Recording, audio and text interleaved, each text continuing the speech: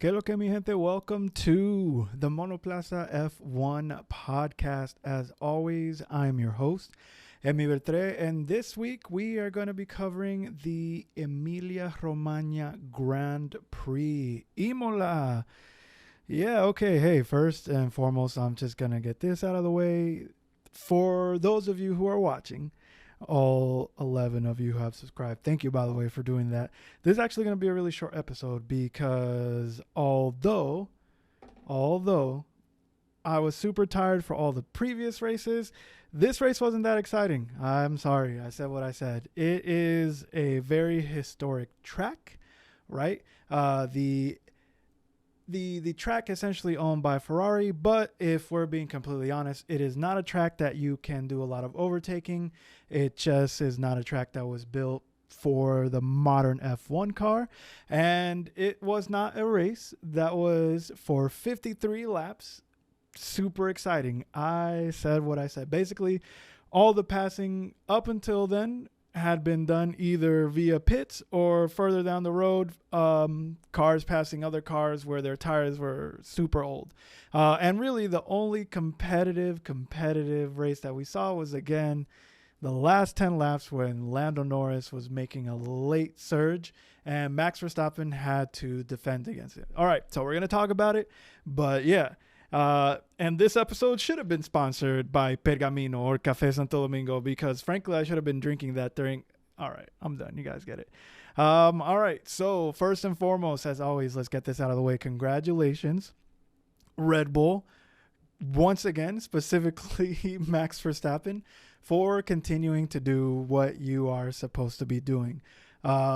This was a race that, admittedly, I thought Red Bull was probably going to lose. They'd been having issues during FP1, FP2, just to get that set up in the right window.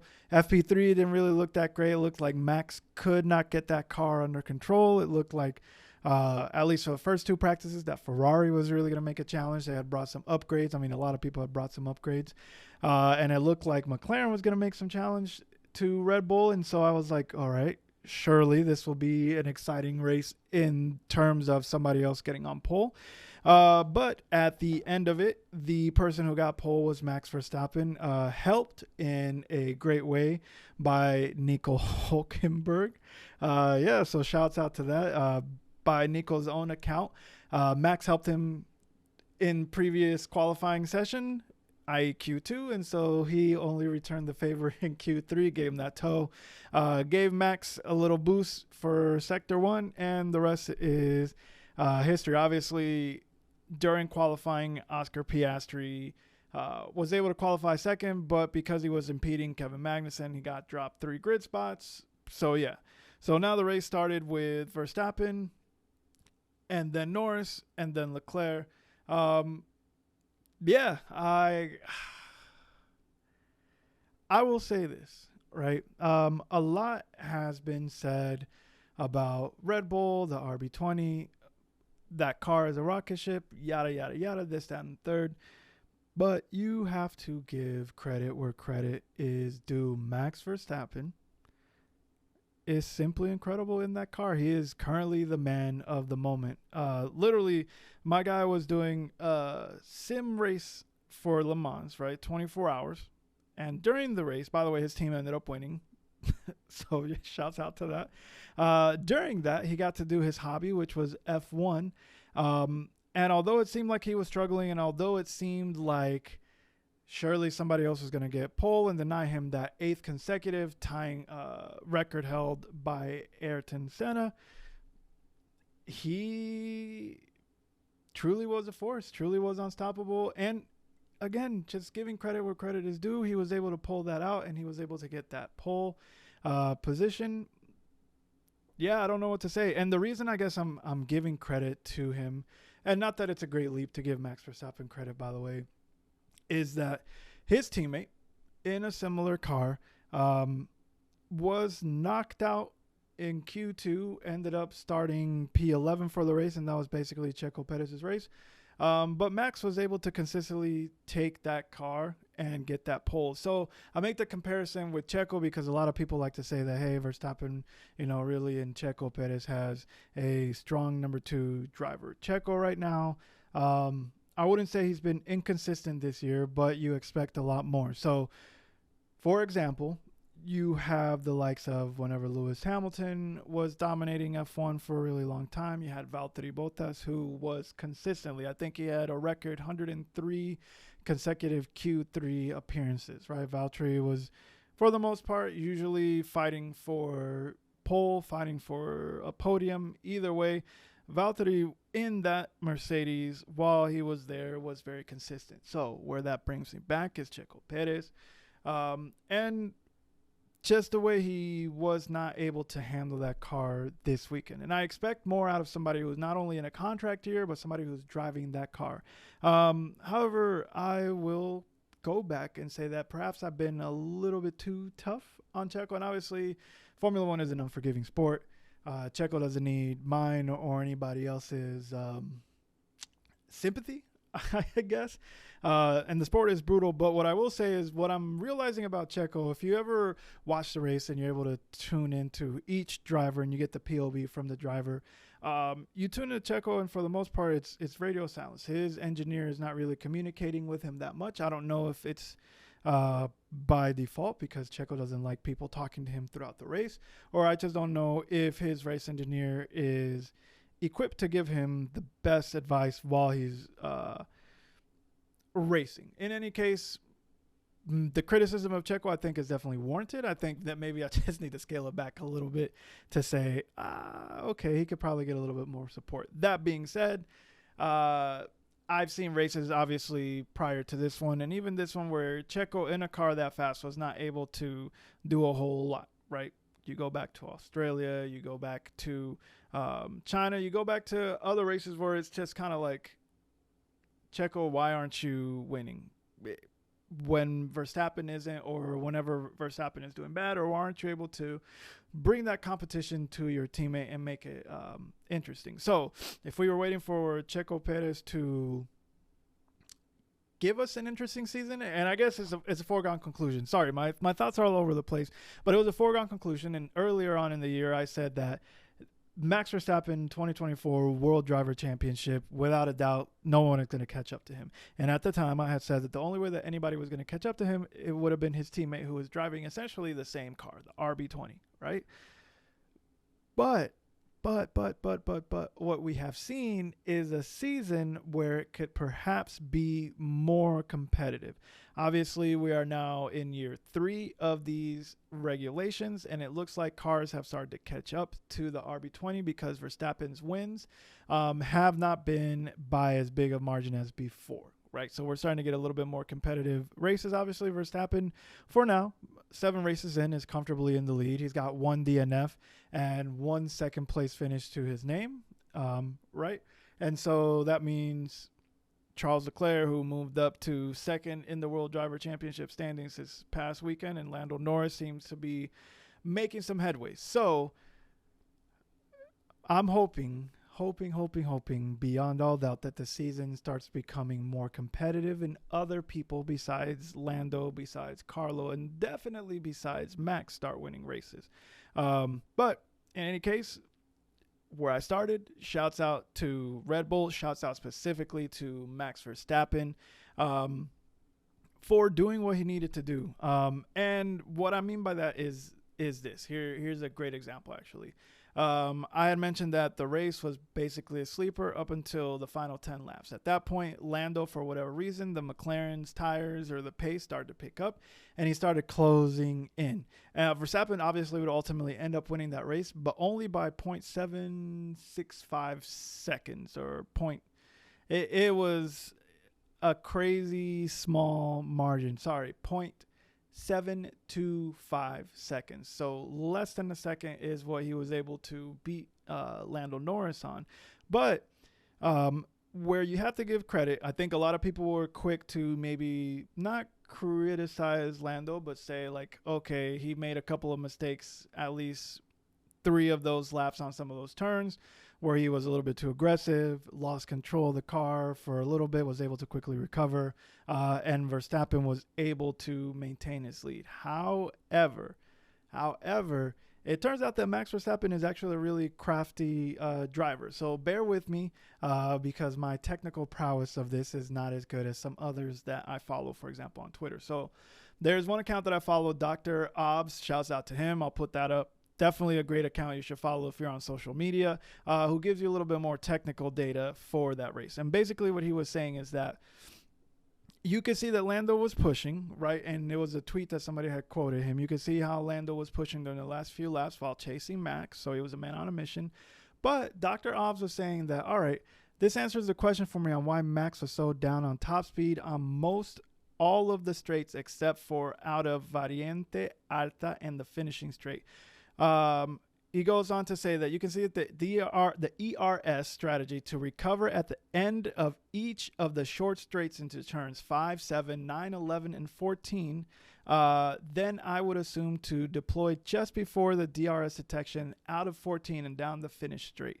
So essentially, Max was using his batteries at those turns and right before the DRS detection zone to keep Lando out of DRS range in order to maintain his lead. And it was a strategy. He ended up using a ton of his battery in his reserve, but it wasn't just that Lando ran out of time. I'm sure if the race had continued on for another 1 to 2 laps, Lando probably could have caught up to him, could have passed him, or they would have crashed into each other. I don't actually know. But you have to give credit to Verstappen for understanding, okay, if I deploy the battery in these turns, I will pick up enough speed to deny him a DRS advantage and keep this competitive. Great strategy that was deployed once Lando got within a second and a half of him. Awesome. So yeah, shouts out to Dr. Ops for that. But yeah, what made that race exciting those last 10 laps was the battle between, or the unexpected battle between Lando and Max. Now, McLaren have been showing a lot of great pace. I will be honest in saying this is the second race where I feel like this was a victory that Oscar Piastri potentially could have had. So in Miami, Piastri, whether it was a strategy or just a unlucky safety car for Piastri, I felt like he had the pace to eventually either catch up to Max. So in other words, if Piastri, again in Miami, if Piastri had stayed and had pitted when he was supposed to pit, rather than being essentially screwed by the safety car, I think that Piastri potentially could have had a win in Miami. And I think the same thing probably would have been true during Imola, just because when you look at how close he was to getting pole, Piastri had the pace. McLaren bought the upgrades for both of those cars.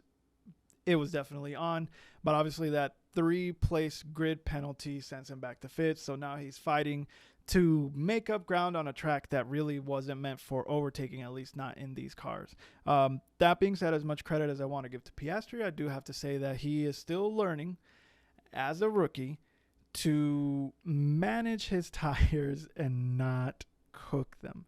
There's other drivers, by the way, on the grid. I'm looking at you, GR63, who could probably learn a thing or two about managing their tires. So in other words, and I'll talk about that. Although I have a lot of hope in Piastri, I think that would be probably a grave injustice to Lando Norris, who has been a driver, a successful one, who's a talent. I don't know if I would call him a generational talent, but I think he's definitely one of the top 5 drivers on the grid. Probably even top 3 drivers on the grid in terms of talent, in terms of the car, right? Obviously, people are going to make their arguments. I'm not going to tell you who my top 3 is because it changes every time. And frankly, it's different for everybody, right? But while Piastri is good, Norris right now seems like the guy who is the man of the moment. So I have criticized Norris in my head for being too friendly with Verstappen. I think in the past, he was quoted as saying, anytime you finish second behind Max, it's almost, I'm paraphrasing and I'm probably misquoting him. He was saying that it was just as good as winning. And I was like, that's kind of a loser mentality. You need to win. And unless you're saying there's no way I can beat that car, finishing second is just as good as first, it's still second place. But I think that something switched in Lando. Once he got a taste of that first victory, that first P he won in his career during Miami 2 weeks ago, I think a switch flipped, right? And obviously Zach Brown over at McLaren is saying, Zach Brown, by the way, is always taking shots at Red Bull, but I love Zach Brown in spite of the fact that he does some weird things, specifically inviting Donald Trump into the paddock. I'm not here to talk about that, but that was whack. Zach Brown has been critical of Christian Horner, has been critical of Red Bull owning two teams, and recently Zach Brown has been saying, hey, Max Verstappen, and I'm putting words into Zach Brown's mouth. I love Zach, all right? So I'm definitely putting words in his mouth, but this is how I am interpreting what he is saying. Zach Brown is essentially saying, hey, Max Verstappen is great, but anybody who is a top driver, who is driving the RB20, would be winning just as much as Max Verstappen is. Now, he's not taking into account the fact that Max Verstappen has a teammate who is driving the same car, who is not doing as well as he is. Zach Brown is not taking into account that, yes, Max is a talent, but Max is a generational talent, right? But what Zach Brown is doing is having confidence in his drivers. And he's been high on Lando for a minute. Zach Brown, ever since he's been at McLaren, has recognized Lando. That is my guy. That is the dude. I'm moving forward with Lando. So Zach Brown pushing Lando ahead. Zach Brown making sure that Andrea Stella's got what he needs. Andrea Stella doing whatever he needs to do to get that team forward. Those upgrades coming in clutch. You're seeing a team that was able to take a car that was terrible and just improve on it. Pick a direction, improve on it. And yes, they are a Mercedes customer team. And yes, it is embarrassing for Mercedes. But the only thing that they have from Mercedes is that engine. Everything else is McLaren, because McLaren makes their own cars. I can't afford one, but they make their own cars. But when you look at that team and you look at where they're going and you look at the strategy, Lando Norris, especially now that he's gotten that first victory under his belt, got the monkey off his back, he's been to the top. He's tasted glory. And I think that is actually going to make it an interesting season as they chase down Red Bull after this race. And we'll see, because Monaco, frankly, is similar to Imola. Maybe not. Imola is not as prestigious as Monaco. Obviously, they call Monaco the crown jewel of Formula One. I have my own opinions about that. Anyways, Monaco is another track where qualifying is really important. So we're going to see a bunch of different teams. So we won't be able to really gauge McLaren's upgrades or even Ferrari's upgrades until later. But where I'm going with that, teams have now caught up to Red Bull, or at least starting to bring the fight to Red Bull. And so I expect Lando, the minute he gets another opportunity to pass Max, to be aggressive towards Max, to be aggressive. Now, are we going to see a resurgence of the old Max when he was fighting Lewis Hamilton for race wins? Who knows? Will we see the return of Crash Verstappen? Again, who knows? Because I believe that some of these older drivers, particularly Alonso, particularly Hamilton, know how to race against a guy like Max. Some of the younger drivers maybe just as reckless as Max. So we'll see. And the difference, kind of going off on a little tangent, the difference is that for me, the older drivers, I forget where I read it, the older drivers raced in a way that it was kind of like this. I'm racing against you. I got ahead of you. I took the corner. I took the position. I took the spot. I took the space. There's no room for you. You are now going to concede. And that's normally how it was. People weren't, generally speaking, going to crash into each other. However, during the era of Max Verstappen and Lewis Hamilton fighting for championships, you would see Lewis race the old school method of, I've got this corner. You conceivably do not have anywhere where you can go. It's mine. And Lewis Hamilton, would be used to people conceding. Max, newer generation, says, if we crash, we crash. You think that's your corner, but just because you think that's your corner, just because you think that's your spot, doesn't mean I should concede. I'm going to play chicken with you, and I'm going to keep going. And if we crash, we crash. It's going to mean more to you than to me, whatever.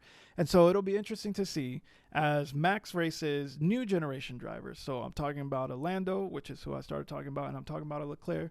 We'll see whether or not they race the same way when faced with competition, right?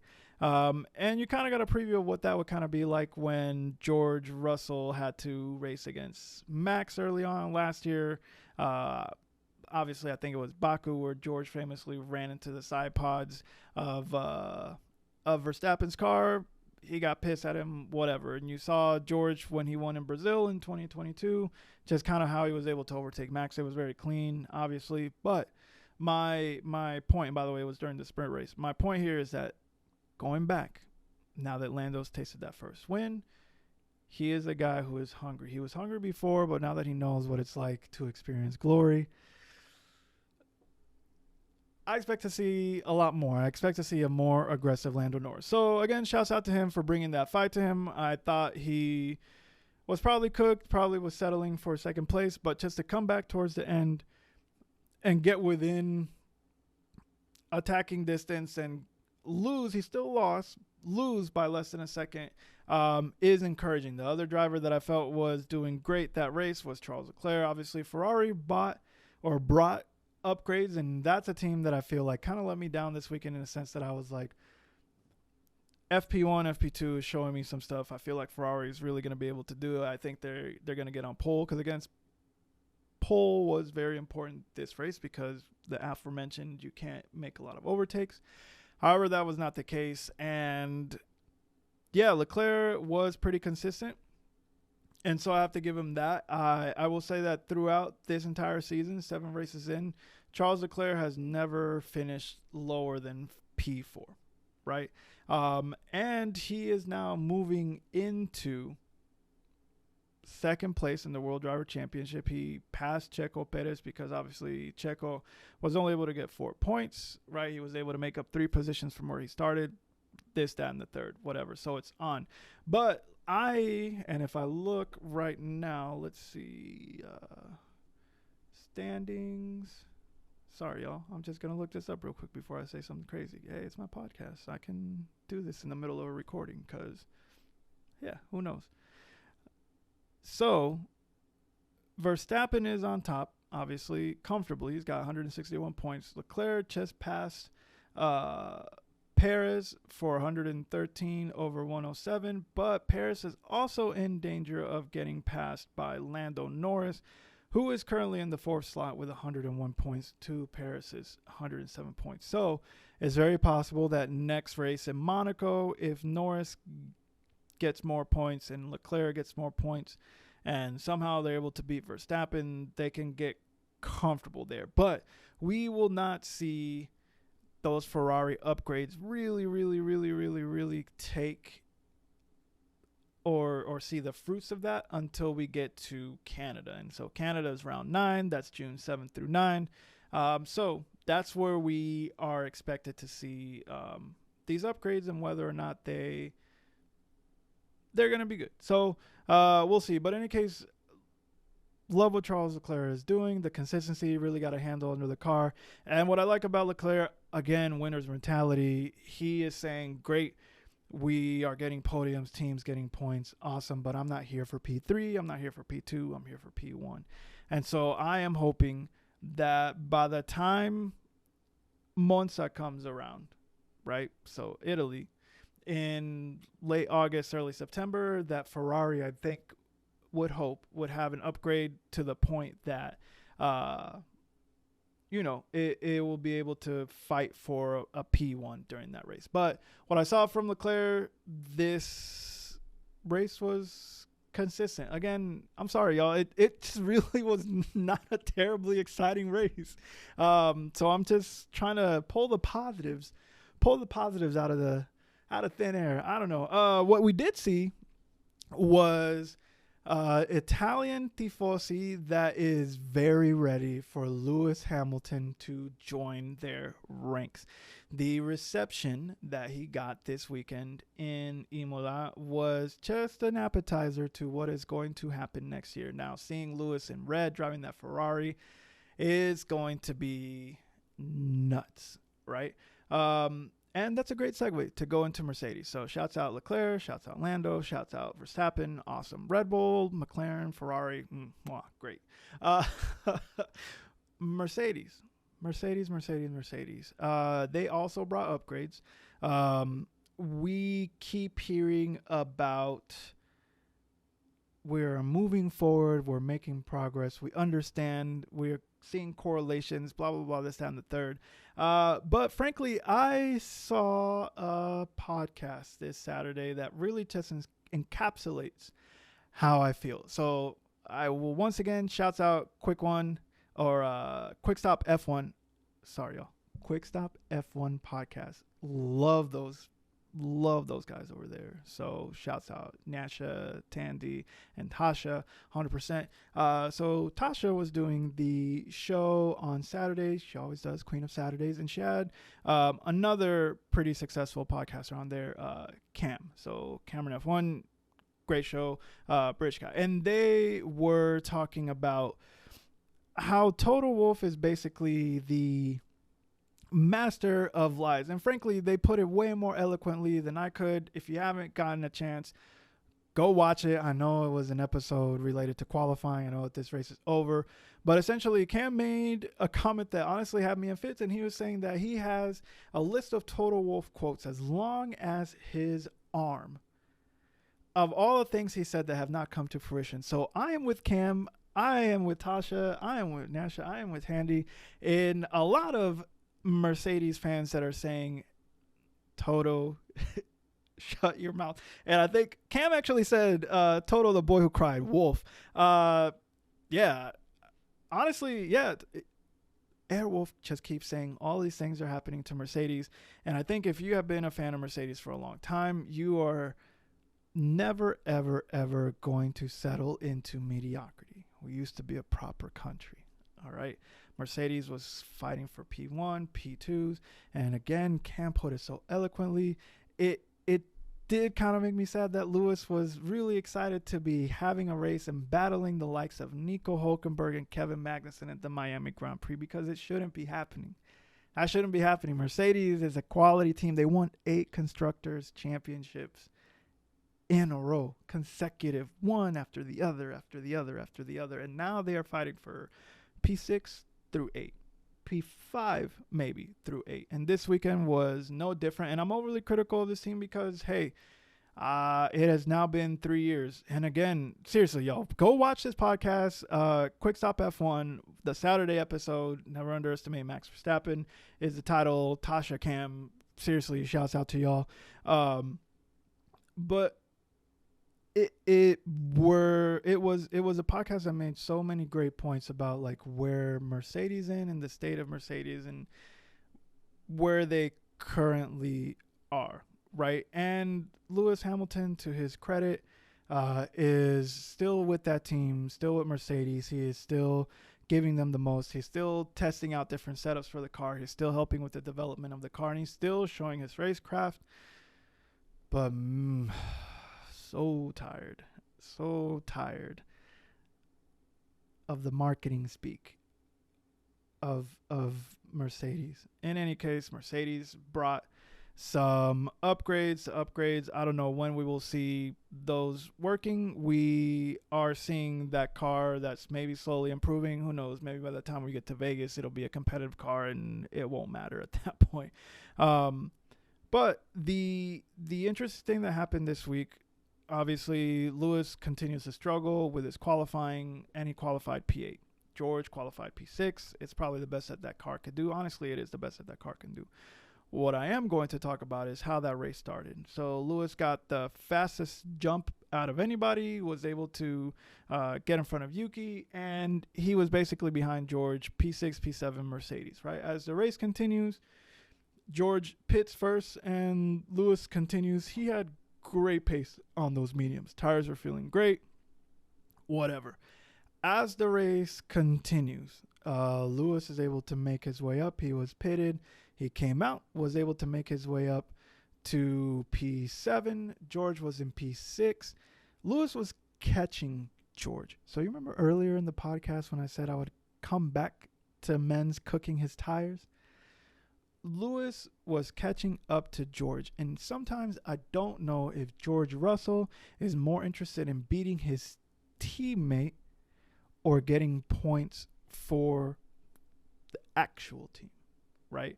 So Russell is there, and he basically just cooked his tires, and so now Mercedes was at risk of losing that position, right? Because Lewis was catching up, right? They interviewed Wolff after the race, and they're like, hey, why do you do this strategy? And the strategy was this. They had George pit for a fresh set of tires. At that point, George says, okay, yeah, sure, I'll pit. And then he's like, oh, wait, are we going to get Lewis to give me the position back? And the team said, no, negative, Ghost Rider. Sorry, them's the brakes.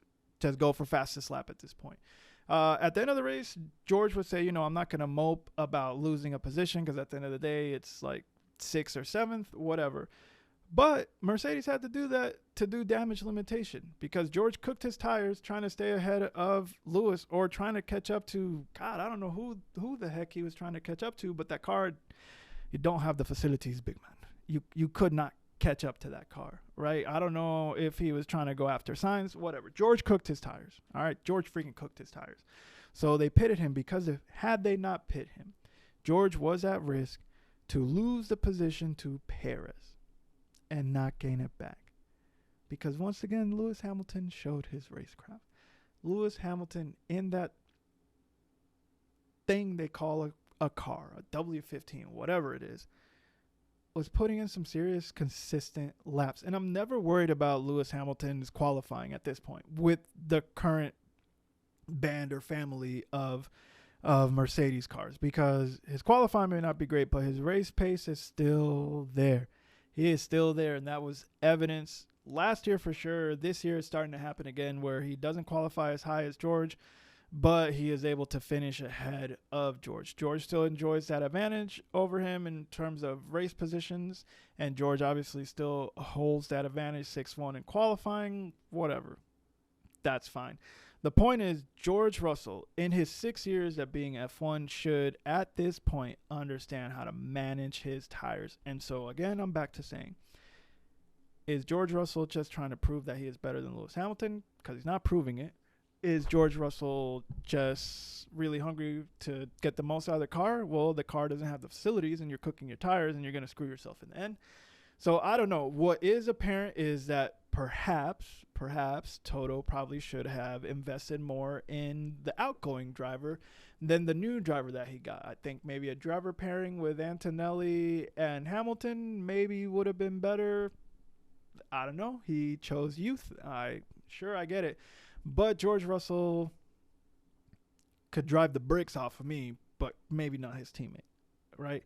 And maybe now Wolff is saying that maybe Russell is not the answer. Now, is he going to put Antonelli in there? I hope so. That would be exciting. I mean, he's letting go of Lewis because he wants Antonelli, who he's saying is a generational talent, the likes of Max Verstappen, right?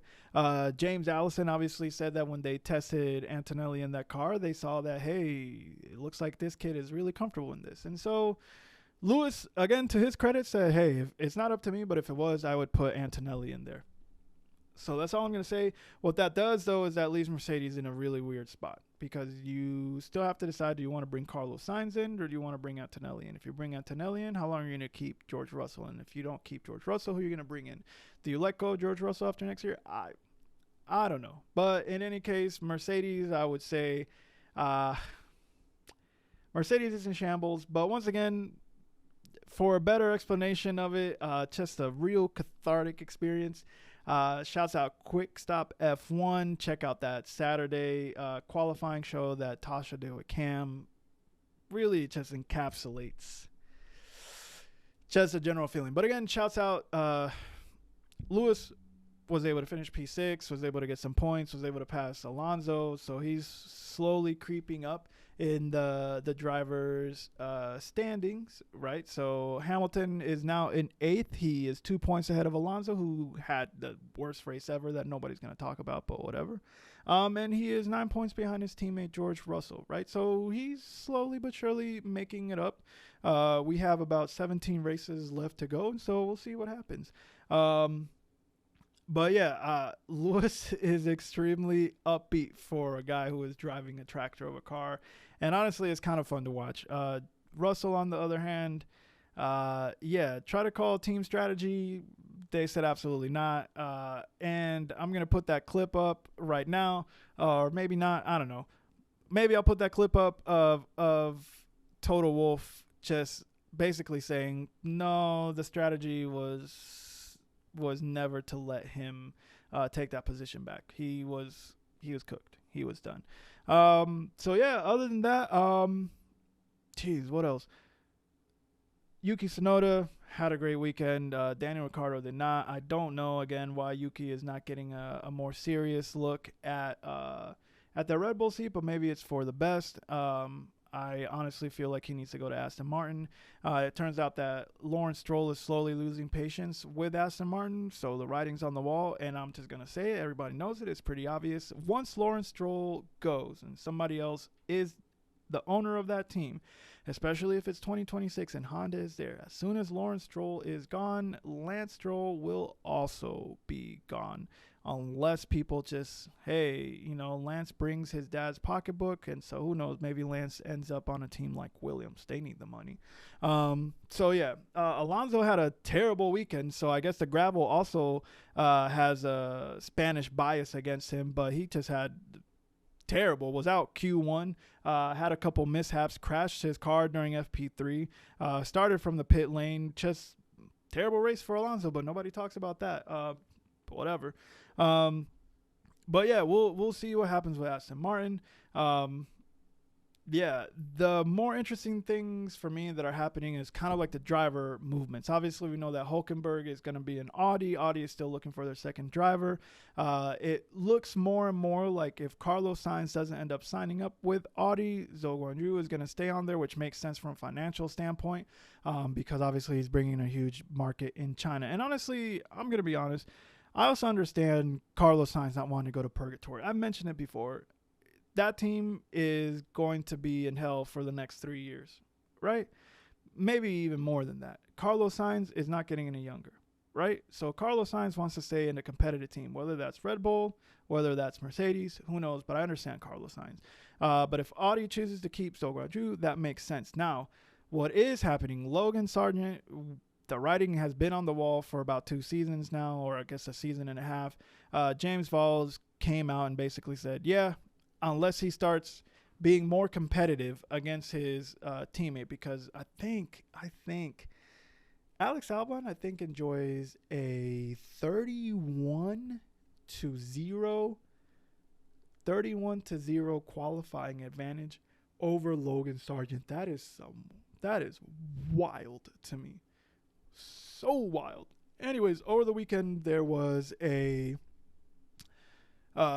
crew that caught Valtteri Bottas coming out of the hospitality suite for Williams. It was about a 15-minute conversation, and now at the time of this recording, it looks like rumors are that Bottas is going to be reuniting with Williams. And frankly, I like Val's. The reunion of those two would be great. Would actually put pressure on Alex Albon to improve. Bottas, to his credit, would be in a car that I feel is actually more competitive than the Kick Sauber Audi car currently. Whatever. The other move that's happening is with Haas. So it looks like Kevin Magnussen will not be in Haas next year. And so we know that neither will Nico Hülkenberg now. It would not surprise anybody if Ali Behrman joins Haas. That makes sense. Honestly, though, I feel like Ali needs to focus on F2 and just try and get that under his belt, but whatever.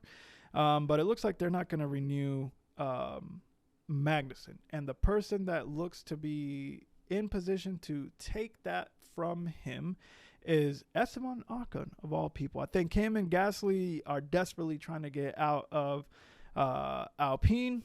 Alpine, frankly, they should just sell to Andretti, or they just need to allow Andretti to come in and have 11 teams on the grid. Frankly, I don't know why that's not happening, but whatever. But it looks like Esteban Ocon is in talks with Haas, which admittedly right now would be just as competitive as Alpine. I don't know whatever happened to that 100-day strategy or whatever Alpine had in mind. So watch for that. Watch for Bottas to go to Williams. Logan Sargent, I'm sorry, you're out. I don't even think at this point he's good enough for Indy next or NXT, to be completely honest with you. Again, could probably drive the bricks off of me, but I don't race cars professionally. So Bottas reunion back with Williams, that'd be great because I love having Valtteri on the grid.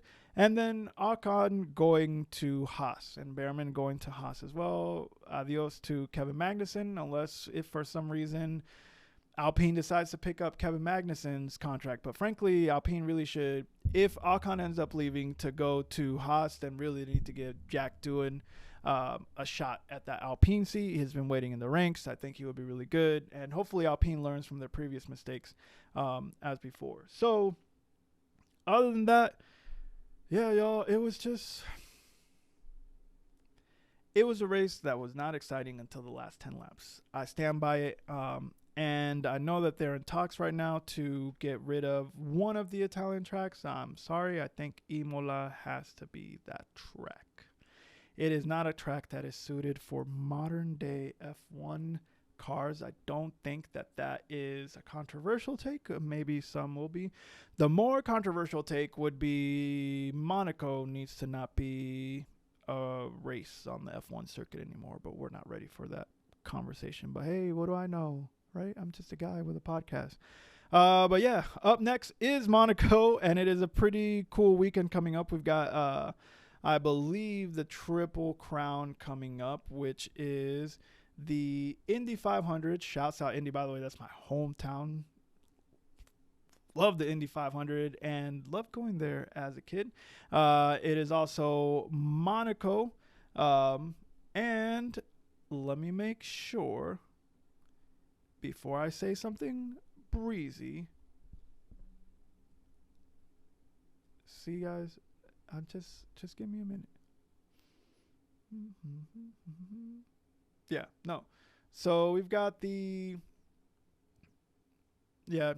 just going to be Monaco and it's going to be the Indy 500, right? So great race weekend up ahead. Make sure to tune in Saturday for the qualifying at Monaco because that's going to be the most exciting part of that weekend. I said what I said. I think the reason I don't like Monaco as much, there I am saying it. I think the reason I don't like Monaco as much is that maybe at the core, I'm just a hater. And Monaco, more than any race of the entire season, makes you realize how poor you are. All right? Monaco really just, you're poor. But yes, it has prestige. It has history. And some will say, you don't know anything about racing. You don't know wheel. You don't just base a race on whether or not it's a track where people can overtake. Hey, sure. But I'm still entitled to my opinion. And my opinion is, to quote my dear friend Didier, it's time to sacrifice a sacred cow. Anyways, so Monaco up next. Charles Leclerc's home race. Hopefully he's able to get pole and hopefully he's able to do what he has not been able to do thus far, which is win his home race. I would love to see that. And then after that, Canada. So that is it for this week. Thank you for tuning in. Please leave a comment, subscribe, share, tell your mommies, your papis, your tios, your tias, abuelos, abuelas. For the Monoplaza F1 podcast, this is Emilia. Peace.